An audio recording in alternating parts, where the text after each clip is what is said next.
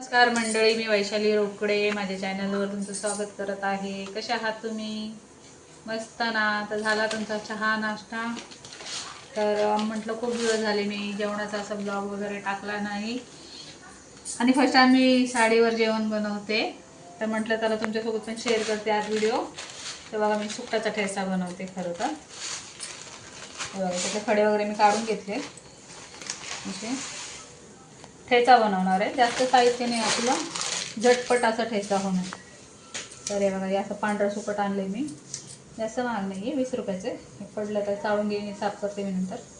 आणि हे बघा लसूण आणि मिरची.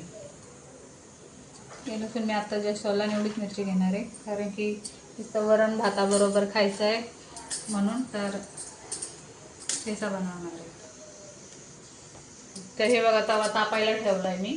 आता त्याच्यावर ना सुकट भाजायला टाकू. आपल्याला बिना तेलाचं हे सुकट भाजून घ्यायचं आहे आणि तेल पण जास्त लागत नाही ठेच्याला. तर मस्त टेस्टी लागतो चवेला. गावरान सुकटाचा ठेचा.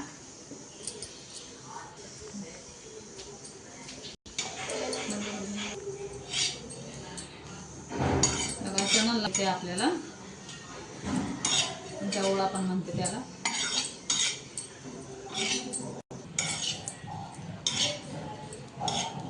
हे बघा कलर असा लालसर चेंज व्हायला लागला आता आपला. असंच अजून थोडं लाल भाजून घ्यायचं मस्त, म्हणजे कसा वास मारत नाही.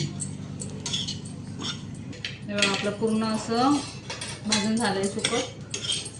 तर ना याला काढून देऊ, कारण की खाली लागायची शक्यता. मी याच्यात ना असं नाही काढून घेते, कारण की जो आपला खालचा जो कचरा आहे ना, म्हणजे तो चाळणीने काढता येईल. सरळ ठेवते आणि लसूण आणि मिरची भाजायला टाकते. एकत्र टाका, असं काही वेगळं टाकायची गरज नाही आहे. थोडं मागं करते आणि थोडंसं तेल घालू.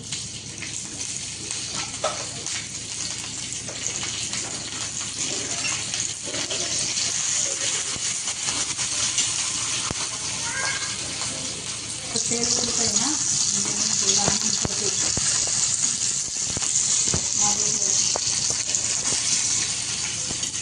मिरची आणि लसूण भाजून घ्या. आता झटपट आपल्याला ठेचा होणार आहे. जास्त वेळ नाही लागत आणि चवीला पण खूप छान लागतं. आपली मिरची भाजून झाली आहे. गॅस बंद करते आणि थोडंसं गरम होऊन देते. हे बघा आपला तवा ना उतरून घेतला आहे मी खाली. त्यात थोडंसं मीठ घालून, कारण की मिरच्या ठेच्यातच वाटतं. मीठ टाकून वाटलं तर वाटतात ठेच्याच्या. त्यामध्ये काय म्हणतात लसूण आणि मिरचीमध्ये याला वाटून घ्या. बारीक वाटून घ्या.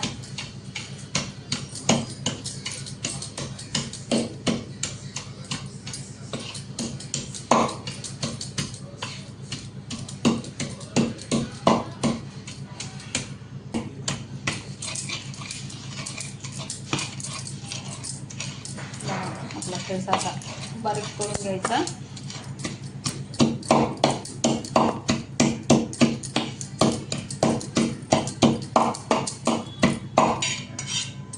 हे बघा बारीक झाला आहे.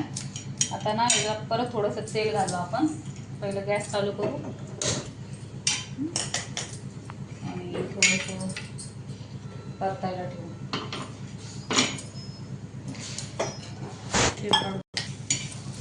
हे बघा याच्यातून थोडंसं तेल घालते, कारण की आपण आधी ठेच्यात घातलंय ना. ठसका नाही उठणार, मग चिटकणार पण नाही आणि ठसका पण नाही उठणार आणि थोडं चवीला पण छान लागेल. आता सुकट टाकू.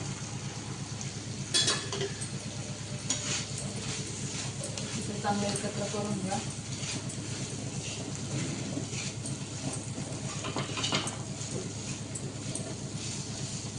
आणि ना याच्यात थोडंसं ना असं पाणी घाला, कारण की आम्हाला कडक असं सुकट आवडत नाही, टफ पाहिजे. जास्त नका घालू, तुम्हाला कितपत असं म्हणजे नरम लागेल त्याचं पाणी पूर्ण आटून घ्यायचं.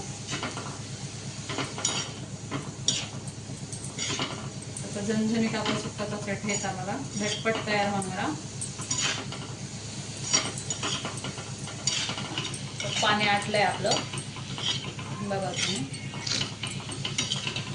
पूर्ण असं पाणी आटलंय. माझ्या मुलीला सर्दी झाली म्हणून तुम्ही म्हणता फुसफुसचा आवाज पडून येतोय, त्याचा आवाज येतो. आपण आता हे काढून घेऊ.